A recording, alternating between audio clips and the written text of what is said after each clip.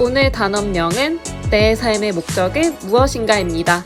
교과서 78페이지 펴주세요.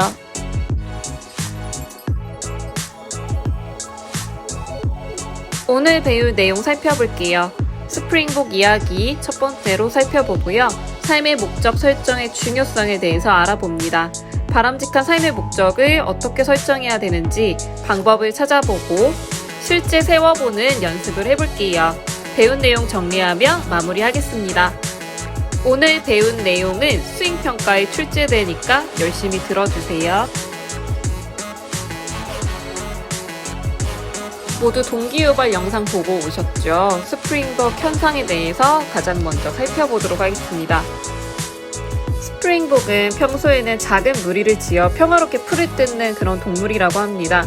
그런데 무리가 커지면 맨 마지막에 따라가는 아이들이 뜯어먹을 풀이 거의 없게 된다고 해요. 그러면 좀 더 앞으로 나가서 다른 스프링복이 풀을 다 뜯기도 전에 자기도 풀을 먹으려고 경쟁을 하게 됩니다.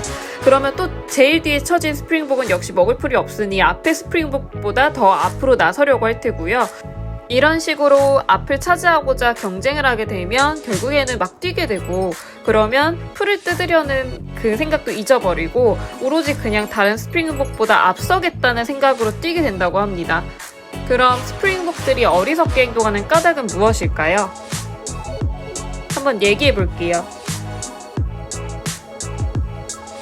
네, 정답은 자기가 어떤 목적을 가졌는지를 잊고 생각 없이 서로 뒤처지지 않겠다는 생각만 하면서 무한 경쟁에 빠지기 때문입니다. 처음 가지고 있던 목적을 상실한 채 그저 남들보다 더 앞서 나가기 위해 달리며 강이나 절벽으로 뛰어들어가 집단 떼죽음을 당한 스프링복.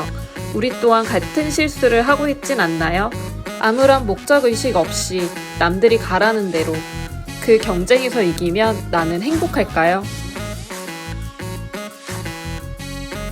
우리가 나다운 삶을 살기 위해서는 삶의 목적을 설정할 필요가 있습니다. 북극성은 예로부터 뱃사람들에게 매우 중요한 별이라고 합니다. 왜냐하면 북극성은 1년 내내 북쪽에서 빛나고 있어서 뱃사람들의 나침반 역할을 하기 때문입니다. 이러한 북극성을 사람들은 방향을 알려주는 기준이 된다고 해서 길잡이별, 여행자의 별이라고 불렀습니다. 우리는 넓고 넓은 바다에서 길을 잃어도 북극성만 찾아낸다면 자신이 가고자 하는 방향을 찾을 수 있습니다. 또 원하는 곳에 도착할 수 있다는 희망을 품을 수 있습니다. 북극성을 바라보며 가면 방향을 잃지 않기 때문입니다. 그럼 물음에 답해 볼게요. 북극성과 삶의 목적의 공통점은 무엇일까요? 네, 맞습니다. 북극성과 삶의 목적 모두 사람들에게 가야 할 방향을 알려준다는 점에서 길잡이 역할을 한다고 할 수 있습니다. 그럼 앞서 대답한 답변을 근거로 삶의 목적을 설정함으로써 우리의 삶이 어떻게 달라질 수 있는지 한번 생각하여 써보도록 하겠습니다. 교과서에 한번 직접 써볼게요.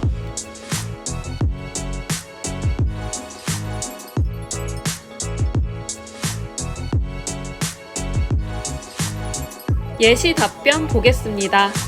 삶의 목적은 마치 북극성처럼 우리의 삶을 인도해주는 길잡이 역할을 합니다. 그렇기 때문에 잘못된 유혹이나 충동에 빠지지 않도록 도와주고요. 그럼으로써 자신이 원하는 바를 이루어 나갈 수 있도록 도와줍니다. 또한 어려움을 만났을 때 이것을 극복할 힘을 얻을 수 있기 때문에 더욱 보람 있는 삶을 살 수 있습니다. 그러므로 우리가 삶의 목적을 설정해야 되는 이유는, 그 중요성은요, 첫 번째로는 잘못된 유혹이나 충동에 빠지지 않고 자신이 원하는 바를 이룰 수 있기 때문입니다. 길잡이 역할을 함으로써 잘못된 길로 나가지 않도록 옆에서 도와줍니다. 두 번째로는 어려움을 만났을 때 극복할 수 있는 힘이 되어줍니다. 그렇기 때문에 우리는 삶의 목적을 반드시 설정해야 합니다. 그럼 바람직한 삶의 목적은 어떻게 설정하면 될까요? 그 방법 알아볼게요. 삶의 목적 설정 시 고려해야 될 점 먼저 보도록 하겠습니다. 첫 번째로는요, 자신이 잘할 수 있는 일, 좋아하는 일, 소중히 여기는 가치를 바탕으로 삶의 목적을 설정해야 합니다. 나의 특기는 무엇인지, 좋아하는 건 무엇인지, 소중히 여기는 가치는 무엇인지를 꼭 파악해서 나의 목적을 결정하라는 의미입니다. 이것은 장래희망보다 좀 더 포괄적인 개념이라는 거 기억해 두시고요. 그리고 자신이 설정한 삶의 목적이 다른 사람과 사회에 미칠 영향을 고려해야 합니다. 그럼 지난 시간에 봤던 이럴 거면 왜 태어난 걸까 라는 생각이 들 때 세바시 강연 한번 다시 짚어보도록 하겠습니다. 표시형 대표는 우리가 어릴 때부터 다 커서까지 듣는 이야기에 대해서 주목합니다. 어릴 때는 선생님 말을 잘 들어야지 착한 어린이가 된다 라는 이야기를 듣죠. 중고등학교를 가면 공부를 열심히 해야지 좋은 대학에 갈 수 있다. 여기서 또 발전해서 좋은 대학에 가서 좋은 직장에 취직해야지 안정적인 삶을 살 수 있다. 이런 이야기를 듣습니다. 저도 들었어요. 자, 안정적인 직장을 구해도 저축을 꾸준히 해야지 너는 노후를 대비할 수 있다. 이런 식으로 남들이 정해준 목표에 따라 목적의식 없이 살아가게 됩니다. 그래서 어느 순간 표시형 대표는 이런 생각을 했다고 합니다. 나는 앞으로 노력을 그만하기 위해 노력하는 삶을 살겠구나. 그리고 이 생각을 한 순간 자신의 삶이 굉장히 불행하게 느껴졌다고 이야기를 하고 있습니다. 노력하지 않기 위해서 노력하는 삶이란 이런 겁니다. 나 정말 수학 공부하기 싫어. 하지만 내가 수능을 다시 보고 재수를 하면 다시 또 수학 공부를 해야 되잖아요. 그 수학 공부를 하는 노력을 다시 하기 싫어서 노력을 하게 되는 거죠. 그러면 나는 목표의식 없이 그냥 이 공부를 그만두기 위해서 공부를 하는 겁니다. 이러한 삶을 살게 되면 노력이란 내가 하기 싫은 것을 억지로 하는 것이 노력이 된다고 합니다. 그리고 내가 흥미가 안 생기는 일을 억지로 참아내며 계속 보는 걸 집중력이라고 생각했다고 합니다. 재미도 없고 노력하기도 싫은 것을 노력과 집중력을 계속 유지하면서 견뎌내는 것을 의지라고 생각했다고 합니다. 그런데 항상 마지못해 참아가며 남들 다 가는 목표를 쫓아도 사람들이 원하는 인서울 대기업 이런 곳에 가는 사람은 전체 10% 미만도 되지 않습니다. 그럼 나머지 90%의 사람들은 의지가 부족하고 노력이 부족하고 집중력이 부족한 사람들일까요?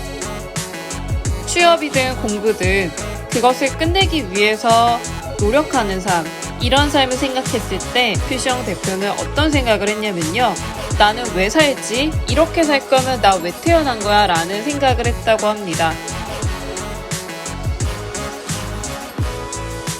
그리고 결심합니다. 남들이 간다고 따라가는 삶을 살지 않기로요. 자기 스스로 내가 어떤 목표를 가지고 살아갈지, 나는 도대체 왜 태어났는지를 스스로 정의하기로 결심합니다. 아침에 일어나서 내가 어떤 일을 하고 싶은지를 생각하고 그것에 따른 목표를 정하고 그 목표를 위해 노력하는 삶. 내가 가고 싶은 길이라도 역경이 존재하겠죠. 그래도 한 가지 확실한 것은 스스로가 정한 방향으로 잘 가고 있다는 것입니다. 내가 좋아하고 잘할 수 있고 목표로 삼은 일은 억지로 노력하지 않아도 열심히 하게 됩니다. 자발적인 집중을 하게 하고요. 의지를 가지는 것은 더 이상 어려운 일이 아닙니다. 강연 내용 안에 아인슈타인의 유명한 명언을 인용하는데요. 모든 사람은 천재다. 만일 당신이 나무를 오르는 능력으로 물고기를 판단한다면 물고기는 한평생 자신을 바보로 믿으며 살아갈 것이다. 라는 내용입니다. 여러분은 스스로를 어떤 기준에서 판단하실 건가요? 혹시 자신의 가능성을 믿지 못하는 것은 아닐까요? 모든 사람에게는 무한한 가능성이 있습니다. 자, 그러면 지금부터 교과서 문제 한번 풀어보도록 하겠습니다. 80페이지입니다. 아까 우리가 삶의 목적을 정할 때는 반드시 잘할 수 있는 일, 좋아하는 일, 소중하게 여기는 가치를 고려해야 된다고 했죠. 제가 직접 작성한 예시답안 보도록 하겠습니다. 보면서 여러분도 교과서에 한번 써보도록 하겠습니다.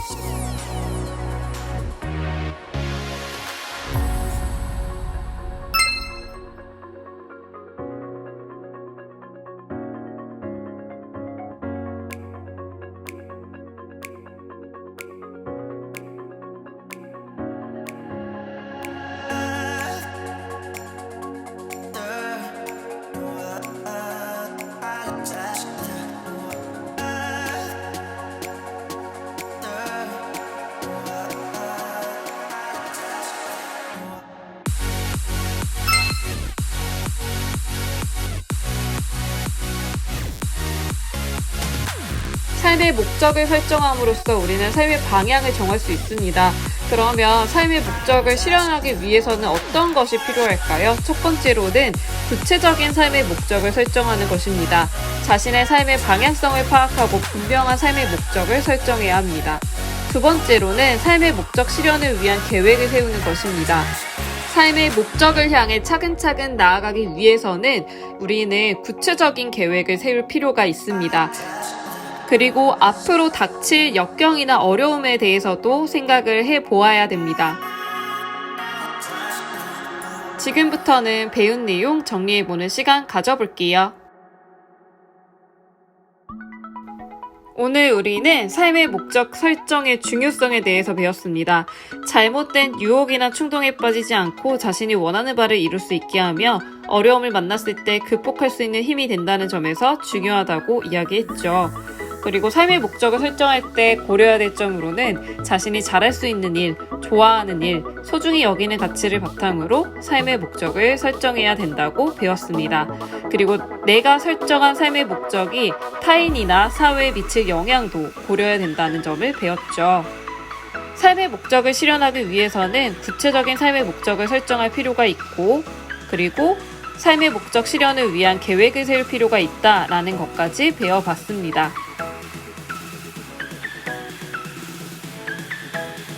다음 시간까지 숙제 안내합니다. 교과서 78페이지부터 81페이지까지 문제 답을 달아주세요. 이거는 등교하면 제가 검사할 예정이므로 다 성실하게 작성해 주시고요. 수행평가랑 관련이 있어서 좀 더 성의 있게 작성하는 것을 추천드립니다. 도덕교실 제7차 필수과제도 작성하여 제출해 주세요. 지금까지 교과서에 작성한 내용을 토대로 해서 20년 후 삶의 목적을 실현한 자신의 모습을 상상해보고 만약 기자와 인터뷰를 한다면 어떻게 대답할지 이것도 교과서에 있는 내용 그대로 한번 작성을 해보시면 좋겠습니다. 예시 답안 드립니다. 잘 보시고 참고해서 작성하세요.